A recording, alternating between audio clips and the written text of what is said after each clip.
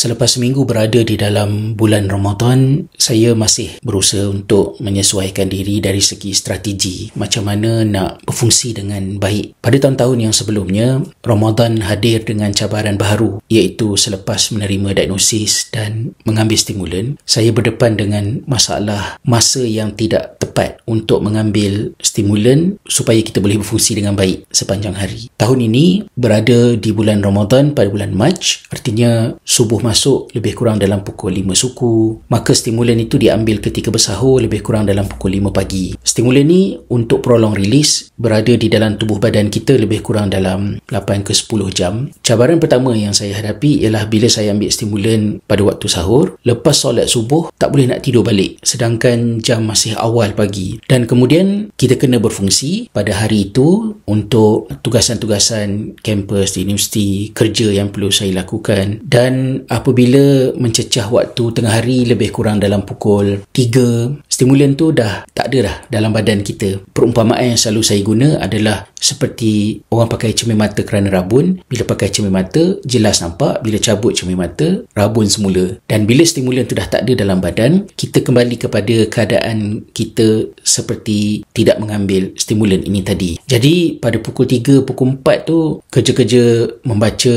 menulis jadi agak rumit, dan apabila saya ke dapur untuk menyediakan juadah berbuka puasa pada pukul 4, pukul 5 tu, banyak kemalangan kecil yang berlaku, terpelanting, tertumpah ini, pecah, patah, dan saya kena kawal fikiran saya untuk tidak marah kepada diri sendiri secara berlebih-lebihan lah. Kalau tidak memang sangat bad mood setiap hari apabila nak masak kan. Cuma pada tahun ini saya menggunakan satu strategi baru, iaitu saya mengambil stimulan short release ketika berbuka puasa, dan stimulan ini berfungsi dalam badan kita lebih kurang dalam 4 jam. Jadi dia just nice lah untuk solat maghrib, solat isyak, tarawih, 2-3 kerja yang nak dibuat pada waktu malam sebelum tidur. Tetapi nampaknya dia memainkan peranan untuk menambah kesulitan untuk saya melelapkan mata pada waktu malam. Dan apabila susah nak tidur pada waktu malam, sahur pula kita bangun lebih kurang dalam pukul 4 pagi, 4.30 pagi begitu, maka setiap malam sepanjang Ramadan, waktu tidur hanya lebih kurang dalam 3-4 jam sahaja. Sleep deprived yang dialami pada bulan Ramadan ini menjejaskan keupayaan kognitif kita untuk membaca, mengatur maklumat, mencerahkannya, nak menulis, nak membuat graf data yang hendak dianalisis. Very challenging, dan melalui perbualan bersama dengan beberapa orang rakan, ia turut dialami oleh ramai individu ADHD lain. Saya tidak bersifat judgemental untuk menganggap salah serta-merta kepada individu yang melihat ADHD sebagai faktor beliau membuat keputusan untuk tidak berpuasa di bulan Ramadan. Kerana pertamanya, ADHD bukan penyakit, and then yang kedua, ADHD itu adalah kondisi sepanjang hayat kita. Kita akan menghadapinya setiap tahun. Tahun depan kita akan menemui Ramadan sekali lagi dengan ADHD. Jika kita menjadikan ADHD sebagai sebab untuk kita tidak berpuasa, secara mikronya, jika bulan Ramadan itu dengan berpuasa, kita tidak dapat berfungsi, menghadirkan kemudaratan yang besar yang menjejaskan sama ada pekerjaan kita, pembelajaran kita, tanggungjawab kita, dan meletakkan keselamatan kita di dalam risiko, that's fine. Tetapi kita kena ada strategi untuk bagaimanakah nak mengatasi cabaran ini tadi, kerana tidak mungkin kita nak menjadi orang yang setiap Ramadan tidak berpuasa dengan alasan ADHD. Saya tidak melihatnya sebagai sesuatu yang munasabah dari segi hukum agama, dan ia juga tidak menunjukkan kesungguhan kita untuk kita empower diri kita, memperkasakan diri kita agar kita tidak menjadikan ADHD itu sebagai faktor kita ini orang lemah. Dia adalah kelainan, dan kita kena cari jalan bagaimana kelainan itu, jika dia mendatangkan cabarannya itu boleh kita atasi. Maka berusahalah masing-masing kita bersolidariti bersama-sama, namun lapangkan jiwa untuk terus mencari ilmu, membaca kajian-kajian yang terkini, meneroka strategi-strategi yang berkesan yang boleh secara umumnya kita katakan tak sama di antara seorang dengan seorang yang lain. Itu keunikan yang ada pada individu ADHD, walaupun semua memegang label yang sama, tetapi kesannya kepada individu sangat rencam di antara satu sama lain. Mudah-mudahan Allah mengurniakan kesejahteraan, kesihatan dan kekuatan azam untuk meneruskan ibadah di bulan Ramadan ini, kerana sabarnya sesiapa sahaja, termasuk individu ADHD dan di bawah payung neurodiversity yang lain, sabar itu bukan sabar yang sepi, tetapi sabar yang dipandang Tuhan dan dijanjikan oleh Nabi SAW dengan ganjaran syurga.